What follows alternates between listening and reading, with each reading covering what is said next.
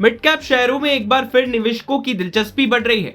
जुलाई 2026 में mid cap mutual funds में करीब 6,192 करोड़ रुपए का निवेश आया। इसी दौरान मिड कैप इंडेक्स ने भी अच्छी बढ़त दिखाई, यानी निवेशकों का भरोसा अभी भी इस कैटेगरी पर बना हुआ है। ऐसे माहौल में आज की म्यूचुअल फंड स्कैन में बात करेंगे एक ऐसे फंड की जो देश के सबसे बड़े मिड कैप फंड्स में शामिल है, HDFC मिड कैप फंड। करीब 1,05,000 करोड़ रुपए के AUM के साथ ये फंड इस कैटेगरी का एक बड़ा नाम है। फंड की शुरुआत 25 जून 2007 को हुई थी और इसका benchmark Nifty mid cap 150 TRI है। लेकिन सवाल है कि इतना बड़ा फंड होने के बावजूद क्या HDFC मिड कैप फंड अभी भी निवेशकों के लिए एक दमदार वेल्थ क्रिएटर है? HDFC मिड कैप फंड एक ओपन एंडेड इक्विटी स्कीम है जो मुख्य रूप से मिड कैप कंपनियों में निवेश करता है। सेबी के नियमों के मुताबिक इस तरह की स्कीम को अपने कॉर्पस का कम से कम 65% मिड कैप कंपनीज में निवेश करना होता है। HDFC मिड कैप फंड की इन्वेस्टमेंट स्ट्रेटेजी में 3 चीजें खास हैं। पहली, बॉटम अप स्टॉक सिलेक्शन, यानी कंपनी का चुनाव उसके बिजनेस, फाइनेंशियल स्ट्रेंथ और ग्रोथ प्रोस्पेक्ट्स को देखकर किया जाता है। दूसरी, रीजनेबल वैल्यूएशन, यानी सिर्फ तेजी से बढ़ने वाली कंपनी पर दाव नहीं लगाया जाता, बल्कि यह भी देखा जाता है कि उस कंपनी का वैल्यूएशन कितना उचित है। तीसरी, लॉन्ग टर्म अप्रोच, फंड का मकसद शॉर्ट टर्म ट्रेडिंग के बजाय लंबे समय में कैपिटल एप्रिसिएशन हासिल करना है। फंड के मैनेजमेंट की बात करें तो चिराग सेतलवाड़ फंड मैनेजर है, जबकि ओवरसीज इन्वेस्टमेंट्स के लिए ध्रुव मुच्छाल भी मैनेजमेंट टीम का हिस्सा है। ये fund very high risk category में आता है। अब आते हैं असल कहानी पर।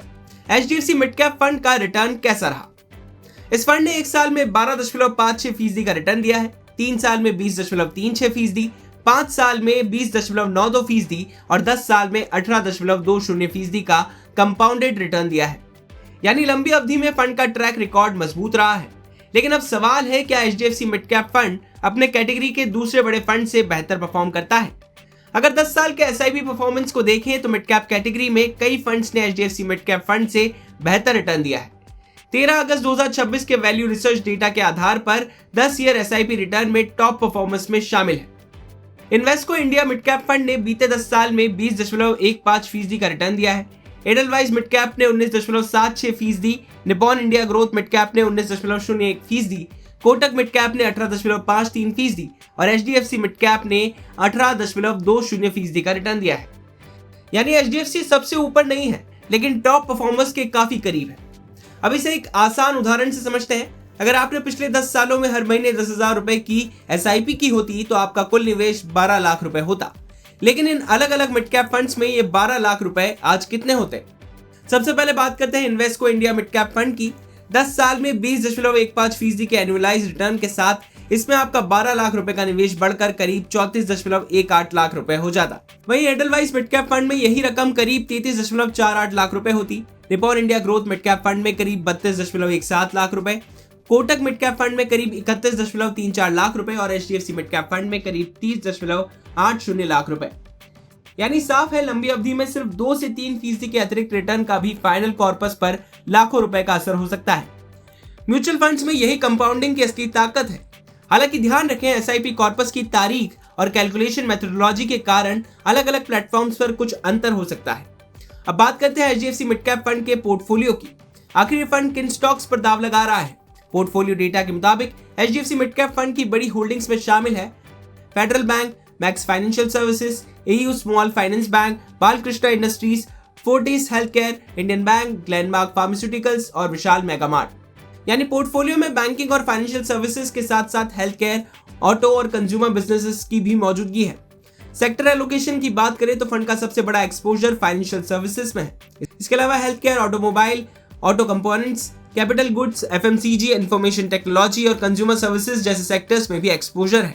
यानी फाइनेंशियल सर्विसेज फंड का सबसे बड़ा बैट है, लेकिन पोर्टफोलियो सिर्फ एक सेक्टर पर निर्भर नहीं है। हेल्थ केयर और ऑटो जैसे सेक्टर्स में भी मीनिंगफुल एक्सपोजर है, जिससे पोर्टफोलियो में अलग अलग सेक्टर्स का मिक्स देखने को मिलता है। अब बात करते हैं एक्सपेंस रेशियो की। एक्सपेंस रेशियो इन्वेस्टर के लिए जरूरी है क्योंकि ये फंड मैनेजमेंट की एनुअल कॉस्ट होती है जो NAV से इनडायरेक्टली डिडक्ट होती है। जुलाई 2026 में अलग अलग मिड कैप फंड्स का एक्सपेंस रेशियो करीब इस तरह था। कोटक मिड कैप का 0.39%, एडलवाइज मिड कैप का 0.72%, इन्वेस्को इंडिया मिड कैप का 0.74% और HDFC मिड कैप का 0.75% और मोतीलाल ओसवाल मिड कैप का भी 0.76% एक्सपेंस रेशियो था। HDFC मिड कैप फंड का डायरेक्ट प्लान TER करीब 0.75% है, जबकि रेगुलर प्लान में करीब 1.31% है।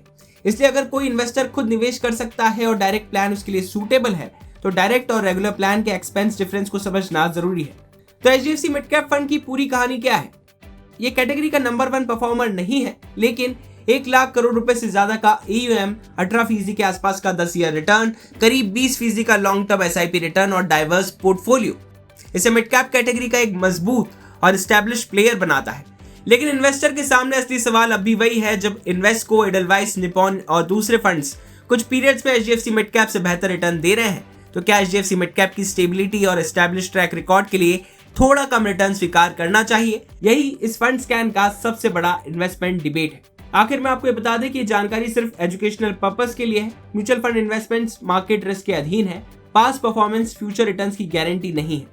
निवेश का फैसला अपने फाइनेंशियल गोल्स, रिस्क एपेटाइट और इन्वेस्टमेंट होराइजन के हिसाब से करें।